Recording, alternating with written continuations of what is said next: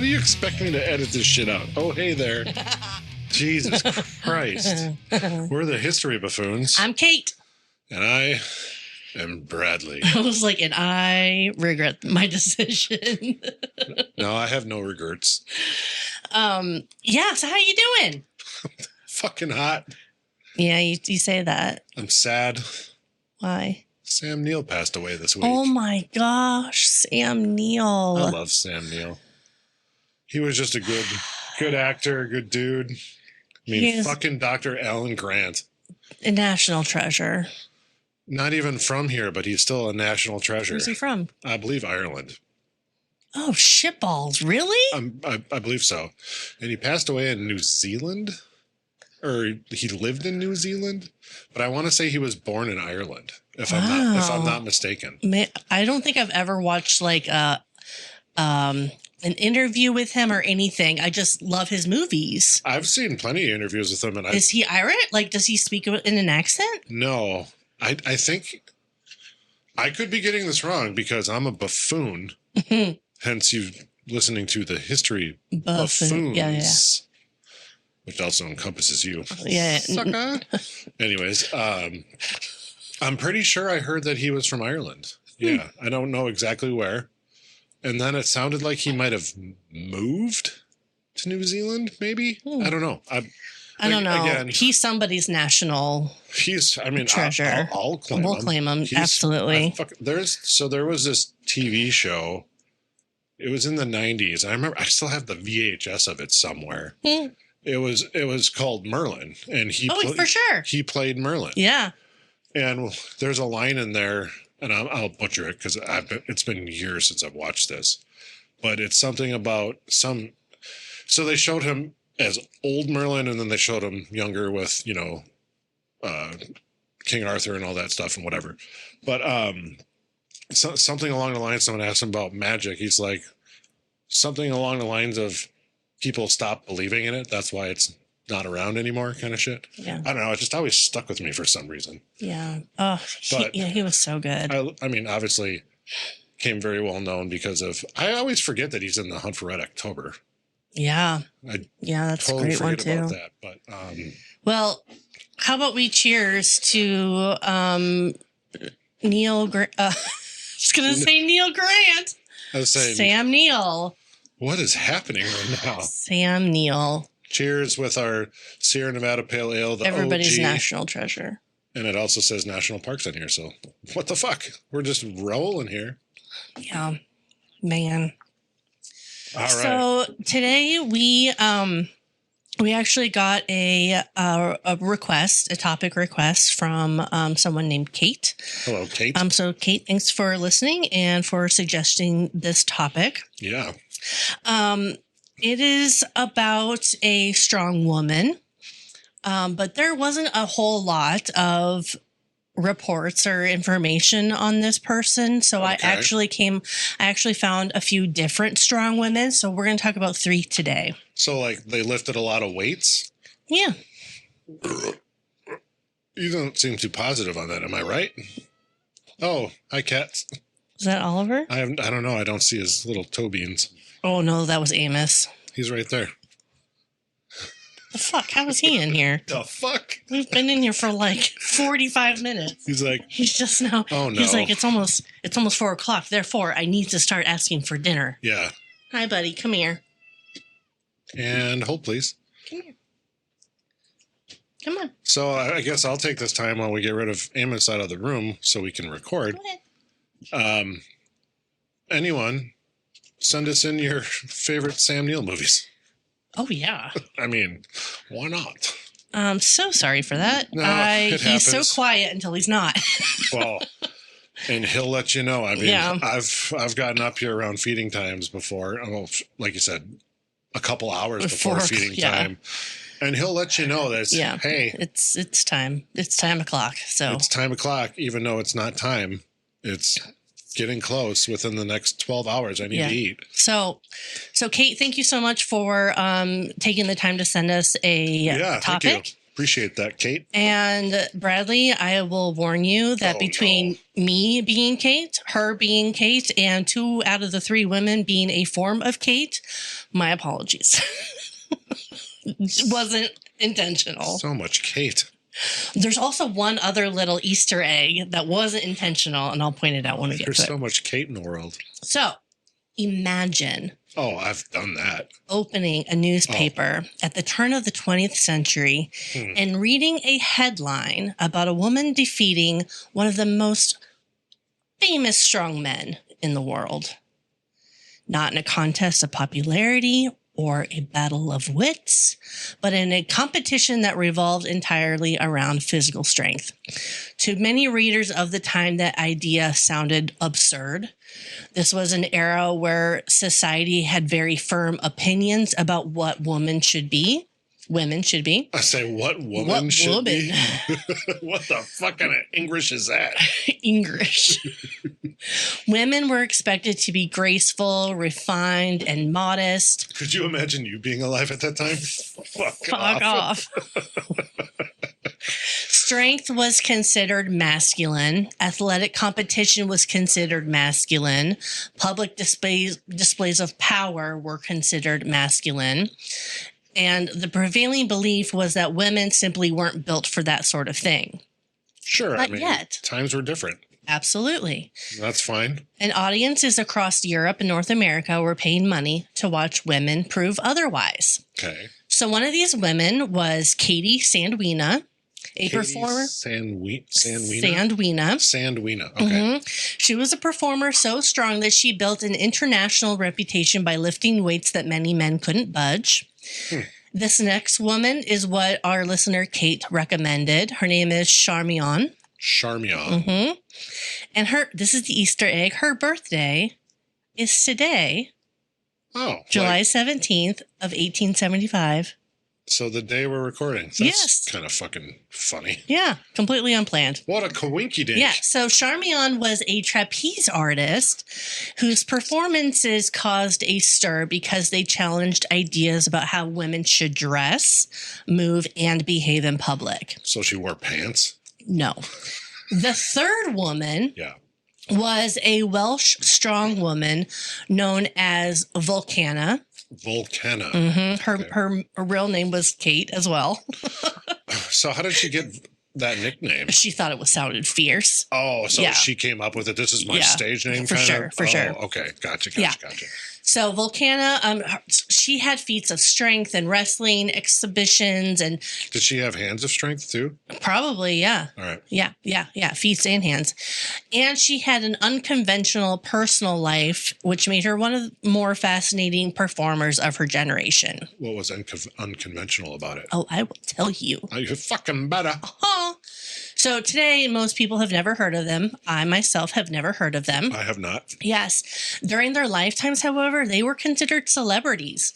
Oh, I have no doubt. Mm-hmm. Especially like with how, I mean, obviously we're talking about early 1900s, right? You said? Yes. Oh, so newspapers, shit like that. It's how you got your news. So I'm sure, what do we write about today, boss? Yeah. Write about Vulcana. I mean... Yeah, so newspapers covered their performances, crowds packed theaters to see them, and promoters proudly would advertise their names on posters throughout Europe and America. So which Kate was a trapeze artist? Or wait, was that the one that wasn't neither. Kate? No. Nope. Okay. So did she do that in the circus? I will tell you about each one of them. That's okay. That's okay. I'm getting ahead of it. That's okay. I'm gonna break down each woman, and they're all really interesting. I thought you're supposed to build them up, not break them down.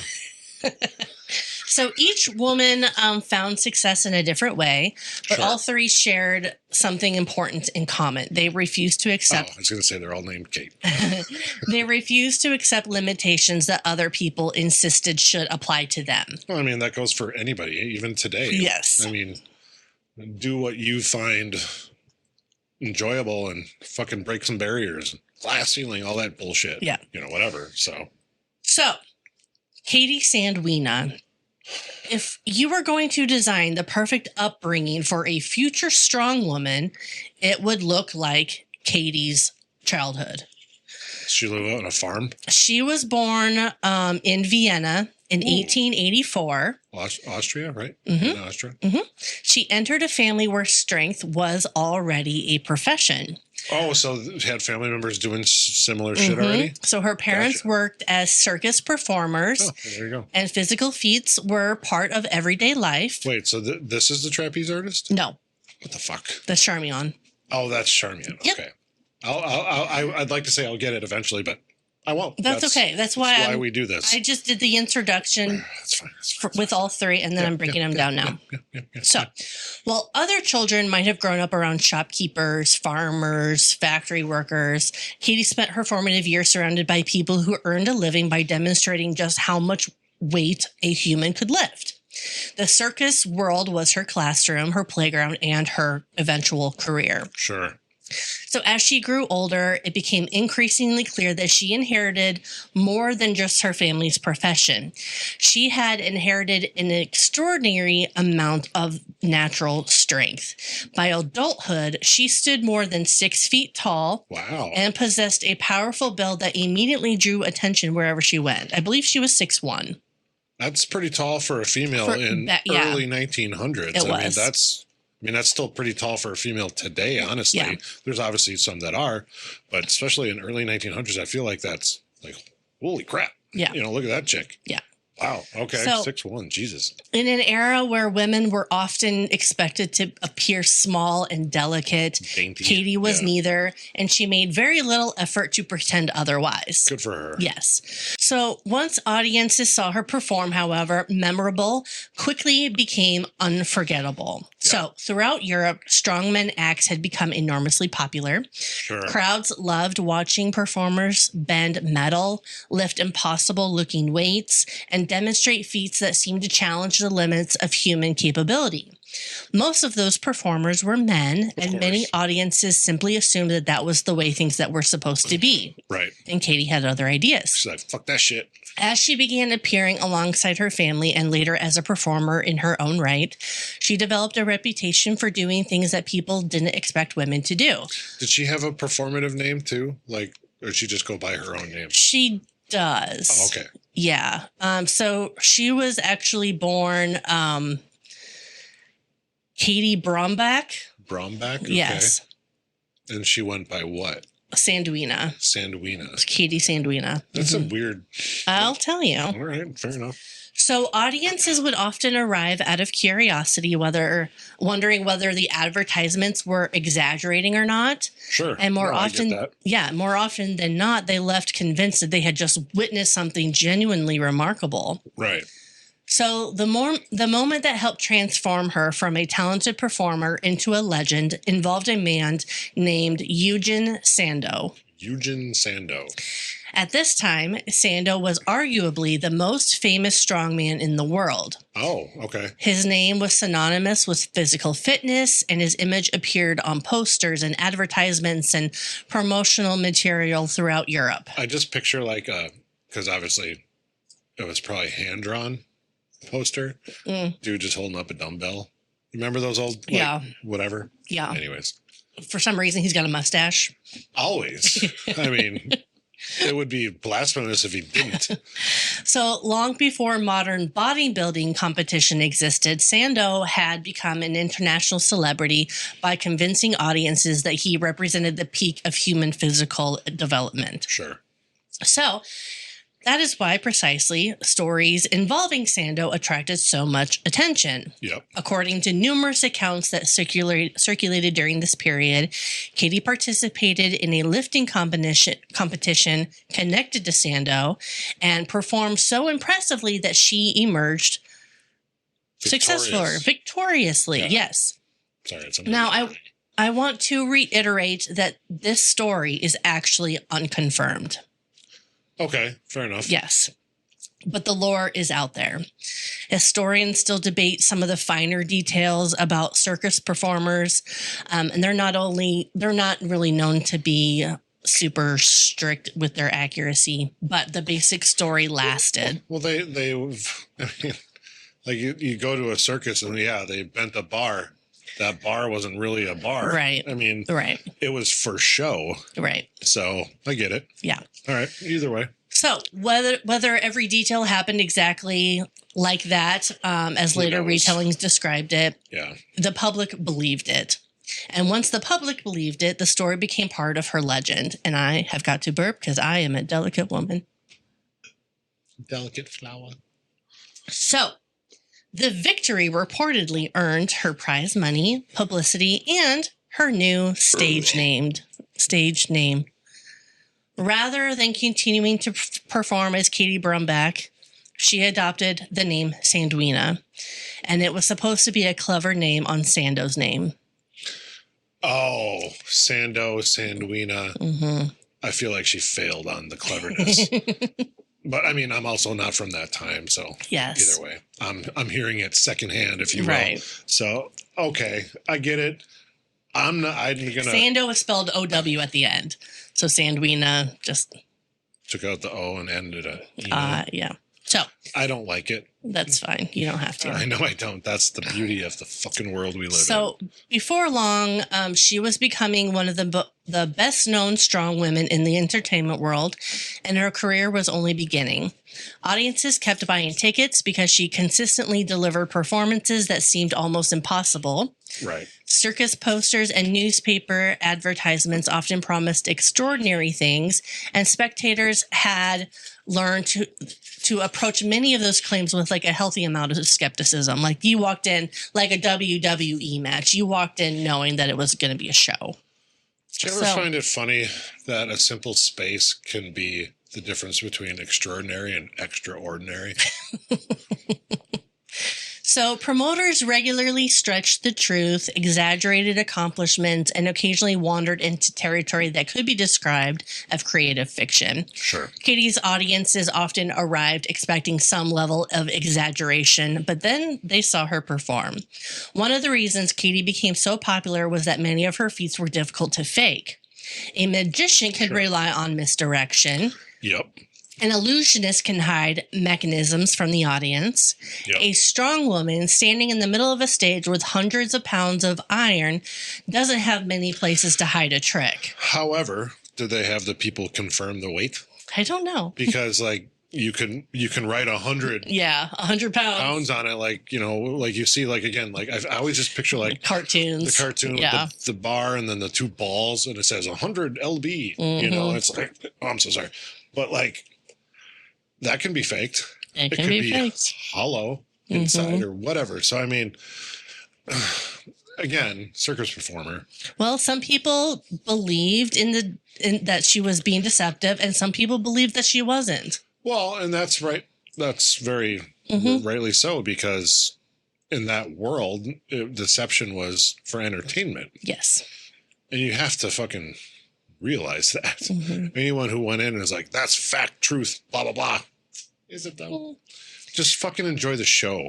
So as her reputation spread, Katie began touring with increasingly prominent circus companies and vaudeville productions. Okay. The late 19th and early 20th centuries represented something of a golden age for live entertainment.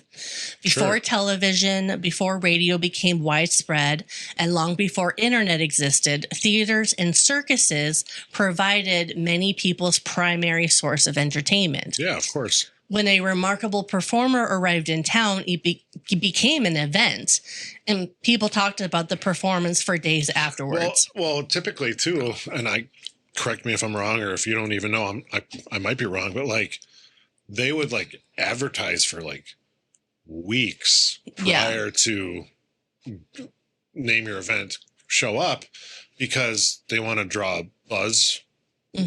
Between the crowd or potential crowd, whatever, and give people a chance to fucking travel. Yes. Travel wasn't as easy back then. So you had to, you know, kind of get that buzz going early on. So yeah, they would create that and hopefully it pays off when they show up kind of thing. Right. And that's also why a lot of places, or not a lot of places, but a lot of people, depending on what their act was, would have several nights. Or that's why like one night only became like a kind of thing, because they would have several nights so they could maximize their time within this particular region, town, whatever you want to call it.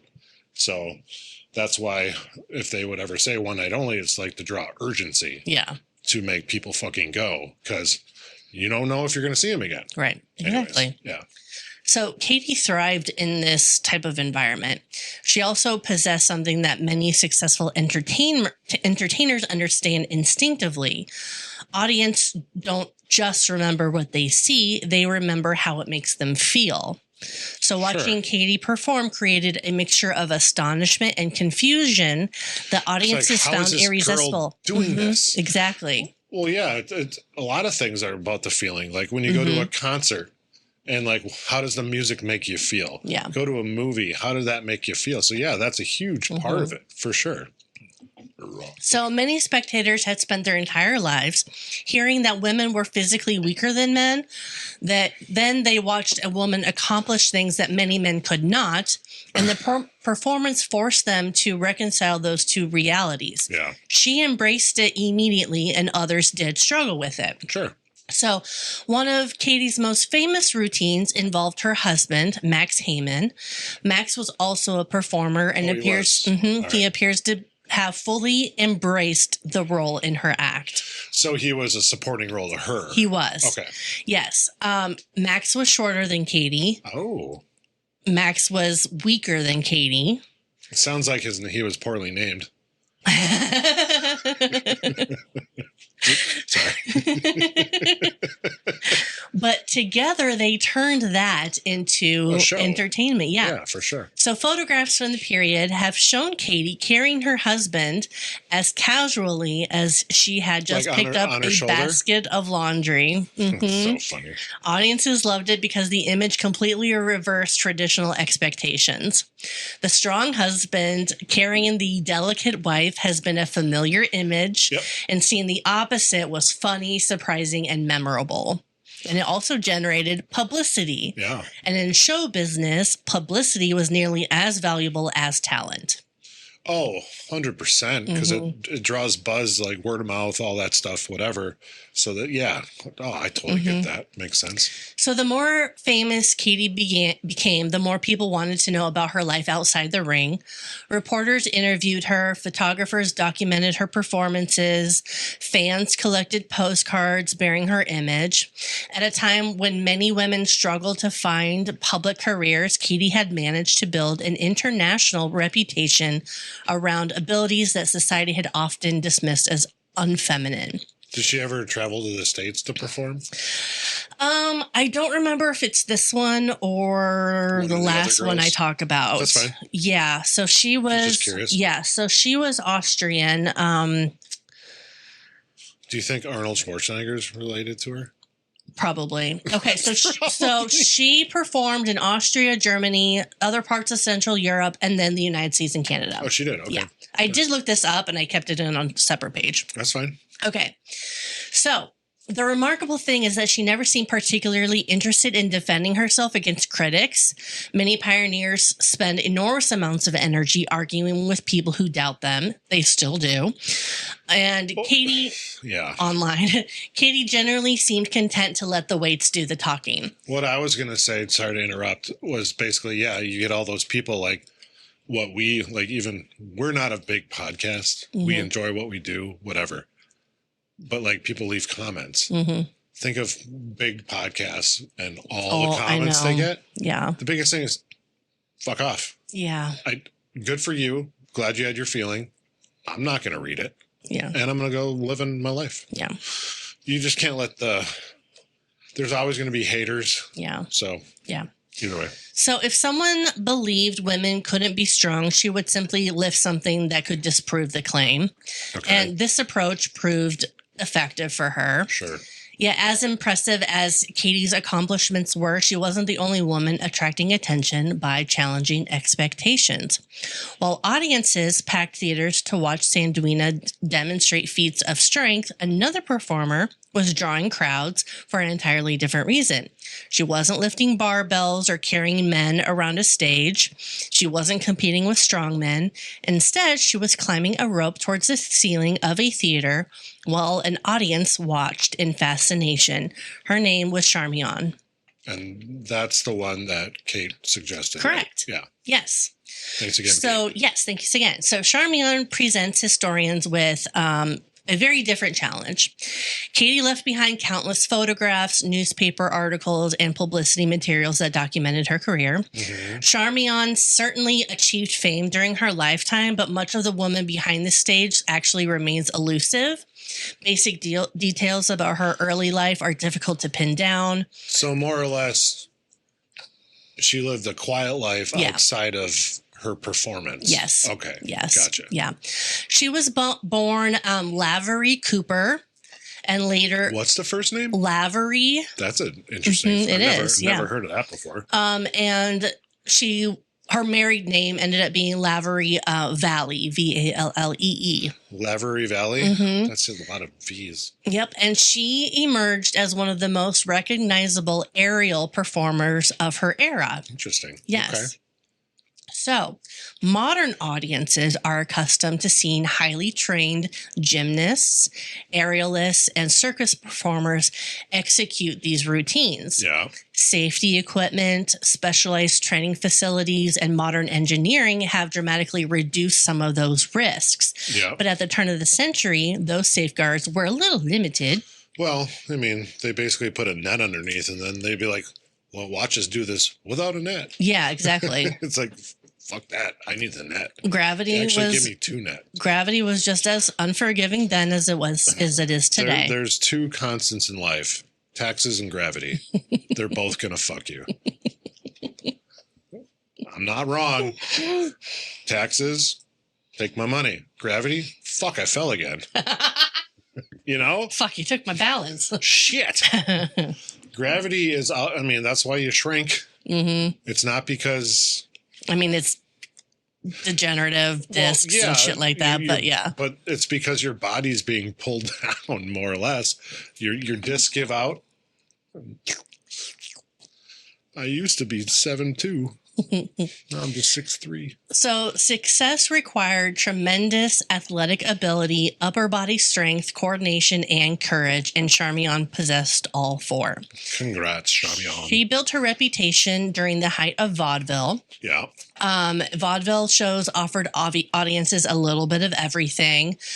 Singers, dancers, comedians, musicians, jugglers, all of that. Can you say musician again? Musicians, jugglers. Because it sounded like you said musicians. So it's like musical magicians. And the competition for success was pretty fierce. Sure. Every performer wanted an act that audiences would remember. You don't go... Especially back then, you didn't go into it for pure love sometimes. A lot of people went into it for recognition and fame. Yeah. I mean, people still fucking do that. Yeah. I mean, it's countless fucking people do that. Mm-hmm. I'm going to stop now. So when Charmian first stepped onto the stage, there was nothing particularly shocking about her appearance. She looked exactly the way audience expected a respectable woman to look. Okay. She wore fashionable clothing that reflected the styles of the era. The time. The layers, the skirts, the fitted garments, the Victorian style. Does she have like the metal thing underneath her dress? I don't remember. I don't think she had that. I'm joking. But she had everything else. Sure. And she began climbing in all of that. Could you imagine? I mean, I know I'm warm all the time, so let's try and take that out of it. I have shorts on. I couldn't imagine doing that. Yeah. And all those garments. I know. I mean, whoa, that just sounds, and I'm obviously thinking of the heat right now. That sounds fucking terrible. Could you imagine? Because she's doing shit. You're going to get warm. Mm-hmm. Fuck that. So this clothing looked perfectly acceptable on stage, but impractical the higher she went, right? Every movement highlighted just how difficult it would have been to perform aerial maneuvers while wrapped in layers of fabric, right? Yeah. The transformation, though, started unfolding. What do you mean? As she climbed, she would remove one layer at a time as she's climbing. So a piece would fall? Mm-hmm. A piece would fall here, a garment here, a garment there. And what would she end up in then? Like, what would she have? Yeah. So underneath it all, once she got to the trapeze, she revealed a fitted athletic costume underneath that allowed her to perform safely. Is it more or less like what a wrestler would wear? No, more of like a leotard, something like. Well, I'm not thinking of like WWE. I'm thinking of like an actual wrestler, like in high school or college. No, this would look more like a gymnast at the Olympics. Oh, okay. Yeah, Sure. maybe not quite so skin tight, but it would be a leotard like that of the time. Yeah. But yeah. Oh, okay, gotcha. So for some audience members, this was a very scandalous moment. Oh, clutch my pearls. Clutch my pearls. For others, it was fascinating. Either way, it got their attention. Well, it's gonna be a talking point. We'll just say it is. I mean, because it's like, did you see what Charmian wore? Mm-hmm. Oh my word! Yes. So then she would swing. She balanced, she climbed, she maneuvered through the air with confidence. The routine required strength, flexibility, and body control that very few people possessed. Sure. Modern viewers would watch surviving footage, and they're struck by that same realization. The costume change may have sold tickets, but the athletic ability justified the tickets. Surviving footage? So there's actually footage of her? There is. No shit, really? Yeah. Oh, so cool. Did you find any? Yeah. All right, I'm going to watch that when we're done. That sounds cool. In 1901, Charmian became one of the earliest performers captured on film. That's crazy. If you recall one of Thomas Edison's earlier moving pictures with Annie Oakley. Yeah. Remember that? Yep. That was done in 1894. Which is wild. Mm-hmm. So he, too, did this one. That's fucking crazy. I know. That's so crazy. And there was no sound, I'm assuming. No. But can you think about, like, all the performers that nobody knows because their work wasn't recorded? Oh, yeah. I mean, what a wild time we live in because holy fuck, everything's recorded now. Mm-hmm. People try to get gotcha moments and they're just walking around with their fucking phones recording. It's like, go fuck yourself. Go read a book. They don't know what those are unless it's on their phone. I mean, you doom scroll to fucking... Ugh, I wish I didn't, but I do. But you do. It's just like everyone's attached to their fucking phone. I mean, yeah, I do enough, but I'm listening to music, podcasts, whatever. But I don't know. I miss the 90s before these got big. Anyway, I'll get off my soapbox. So I forgot where I was. Yeah, you did. We're at your house. Yeah, we are. So fame has a way of creating competition. The more successful a performer became, of course, the more others tried to replicate that success. Yeah.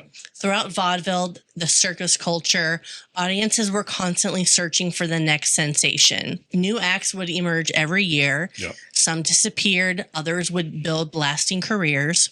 Sure. And Charmian's success helped create opportunities for other female performers who wanted to demonstrate their athletic ability on stage. Okay. As audience became accustomed to seeing women in physically demanding roles, the novelty slowly did begin to fade. I'm sure, because the more you see of a particular thing, the more normal it gets. Yeah. So the less, holy shit, did you see that? Yeah. Happens. Yeah. And yeah, so it's gonna disappear. I don't want to say disappear. That's not right. It's not gonna be as, oh my God. So people are just like, yeah, that happened again. Right. Whatever. Yeah. So they just don't care as much. Yeah. But it's clearly going to happen when it becomes more normal. Yeah. So this was like both a blessing and a curse. Like right. It meant opportunities were expanding, but it also meant performers had to work harder than ever to stand out. Oh, definitely. They had to like one up each other. Yep. So meanwhile, hundreds of miles away in Wales, another woman was finding her own way to attract attention. I live just south of Wales. Unlike Charmian, in Wisconsin, she wasn't soaring through the air. Oh. Unlike Sandwina, She wasn't becoming famous through American circuses. She was digging through the ground. Her path involved broken chains, bent iron balls, wrestling exhibitions. Bent iron balls? Bent iron bars, Well, you not said, balls. You said balls, so. I said balls. I sure did. Bars. Because I'm like, how do you bend iron balls? And she had a personal life that baffled many of her Victorian contemporaries, and her stage name was Volcana. Oh, this is Volcana, yes. This is Volcana. Because it's volcanic. Mm. She erupts. If Katie Sandwina represented celebrity and Sharmina represented spectacle, Volcana represented defiance. She simply lived her life according to her own rules. Good for her. And seemed remarkably uninterested in whether anyone approved. All right, so I have to give props to Volcana here. Mm-hmm. Because everyone should live their life to their own fucking rules and, I don't know, maybe not worry about the next fucking person. Yeah. Yes, you have people in your close-knit family or whatever it might be. Worry about them a bit, of course.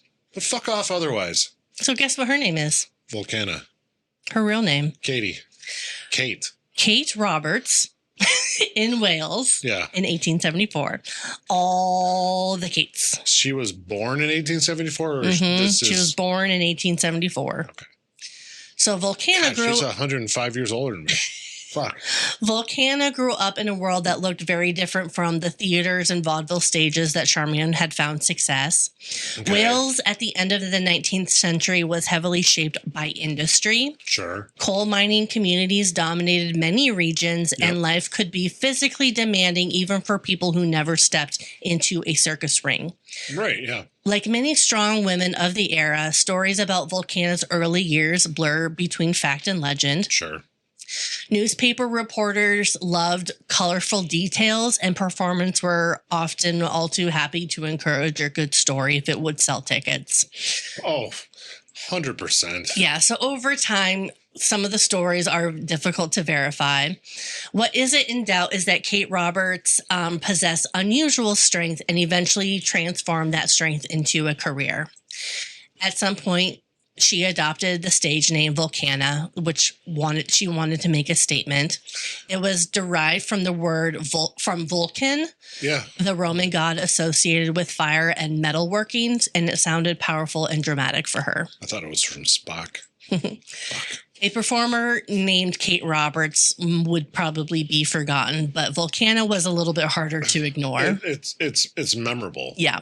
And it's not that her name isn't memorable. It just it blends in with everybody else. Mm-hmm. Where Volcana, how many people are you going to be like, Volcana? Oh, I know 12 of them. Yeah. No. You don't know fucking any of them. There's one. So, like Sandwina, Volcana built her reputation through feats of strength. Yeah. She bent iron bars, broke chains, lifted heavy weights, and participated in wrestling exhibitions. Are you sure she didn't bend iron balls? Yes. Okay. Newspaper advertisements frequently described her as one of the strongest women in the world. It claimed that promoters made about several performances during the area, although in Volcana's case, there was enough evidence to suggest she genuinely belonged in that conversation. Okay. What made her particularly fascinating was the variety of skills she brought to the stage. Which were? Strong man and strong woman acts occupied an interesting space in popular entertainment. Sure. Audiences wanted proof that performers possessed extraordinary strength, but they also wanted to be entertained. Of course. Volcana understood that balance. Breaking chains looked dramatic. Bending iron bars looked dramatic. Wrestling looked dramatic. And the stronger she appeared, the larger the crowds became. Is this the one that beat the dude? No, that was Sandwina. Oh. Because she took his name afterwards as a slight. Oh, I guess I didn't put that together on how you worded or I just missed it. I'm sorry. So that was one with the disclaimer that we weren't sure that story actually happened. Gotcha. Yeah. I'm sorry. No, that's okay. My bad. So by the late 19th century, Volcana was touring extensively throughout Britain and earning a reputation as the country's premier strongwoman. Yep. But her strength was only part of the reason historians still talk about her today. The other part of the story involves a woman named Maria Roberts. Excuse me. Maria originally worked as part of Volcana's act. Roberts, are they related? No. Because her Audiences... name was Roberts, right? Let me get there. Okay. I'm sorry. Audiences often saw them perform together, and over time, the two women became inseparable.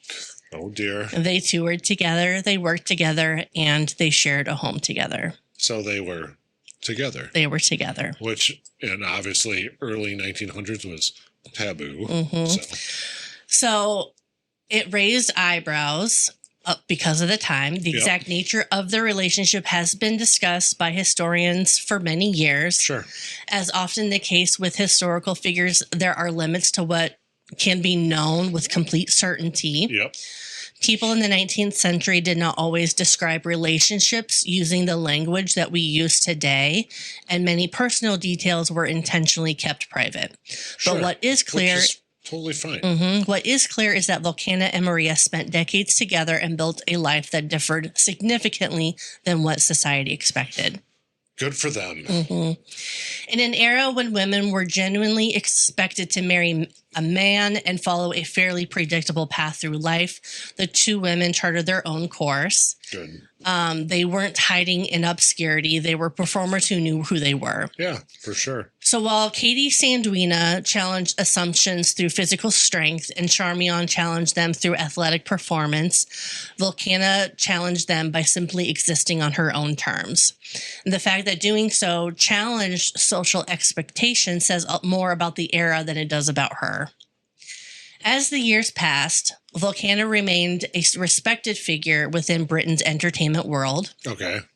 Like Sandwina and Charmian, however, she eventually encountered the same problem that faced almost every performer of the time. Time moves on. Well, audiences change, new attractions emerge, and the next generation arrives. No, and that's totally... In the entertainment world, it's hard to, even in this day and age, it's hard to, with a band, an actor, or whatever it might be, to stand the test of time. Stay relevant. Stay relevant is a good way to put it. Yeah. And basically, my fucking ears are warm. Sorry. But things change, things develop. The audience wants to see the next gimmick, new thing, specialty, whatever it might be, because I've seen that. Yeah. So it's like, it's nothing new. Well, she broke a chain today. She bent a steel ball or whatever you called it, bar. Tomorrow, is she going to do that again the next time? Like, what else we got? Yeah. Especially in this day and age, like we brought up phones and stuff, fucking retention and just keeping your... So our normal podcast episodes are about an hour, roughly. I don't think anyone listens to the end. I hope they do. I enjoy that if they do. But the attention span is so fucking short these days. But even back then, when you didn't have this medium, it's like, well, what's next? So they don't care. So yeah, so you become irrelevant, and some people embrace it, change, do whatever, and some falter because they try to do too much. And it's sad. But anyways. So by the early decades of the 20th century, Sandwina, Charmian, and Volcana had each built careers that would seem highly unlikely when they were born. Right. If you had asked most people at the time which figures would be remembered 100 years later, these people probably would not make the list. No. And yet, in their own way, each of them helped expose the gap between what society claimed women could do and what women were actually capable of doing. Right. The interesting part is that they arrived at the same destination from completely different directions, and all three found success because they were willing to do things that other people considered inappropriate. All three built careers in professions dominated by men.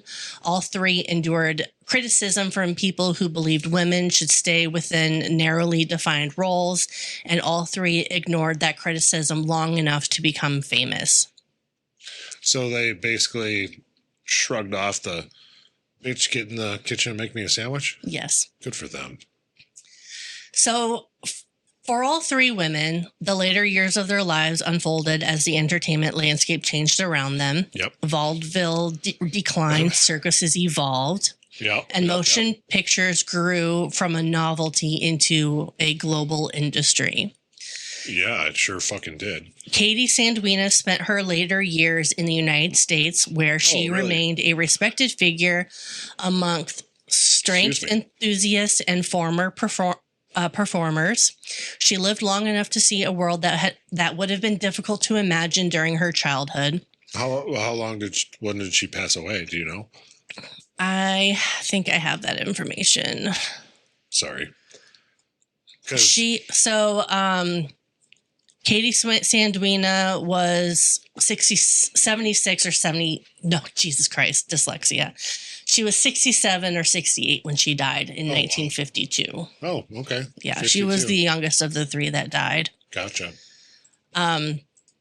Charmian gradually faded from the public view, leaving behind far fewer records than historians have found. Okay. Thanks to early motion picture technology, though, her act survived. Which is crazy. That's just, I mean, you think about like the Annie Oakley one and this, it's like, it's so early on in that technology that they exist. It's like, that's fucking wild. Yeah. That's pretty cool. More than 100 years after audiences first watched her climb towards the trapeze, people can still see her perform. Volcana spent decades with Maria Roberts, and the two women remained closely connected for the rest of their lives. Sure. Long after the crowds had moved on and the posters had come down, they continued the life that they had built together. Good for them. And that is the story of Katie, and Charmian. Lavery. Yeah, it's so wild. Well, I mean, good for them to break the chains. Literally bend the balls, the bars. You said balls. I was confused more than normal. Yes. How were your beers? You know, Sierra Nevada knows what the fuck they're doing. Good.